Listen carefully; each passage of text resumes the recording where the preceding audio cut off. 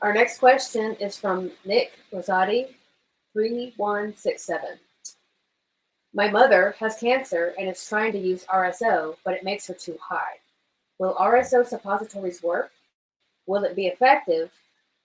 Thank you for any information. Okay, so for those that aren't aware, suppositories are a way of ingesting the full extract cannabis oil rectally. Okay, and it can definitely work and be very, very effective. Some people actually like the suppositories better than taking it orally. There's others that don't like it. Like it doesn't work well for me in particular, just for my body. But I know people that will not do it any other way because they say it works better for them. And then also, it does not get you high, which is what he was asking about for his mom.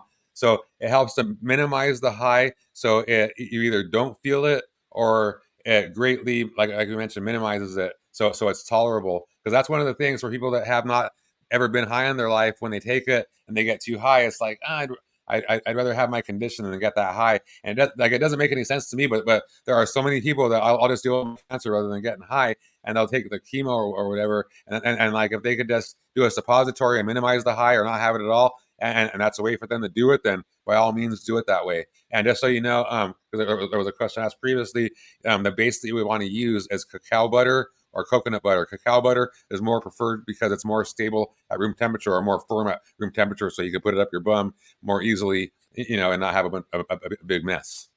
Does that make sense? Yes, it does. Thank you.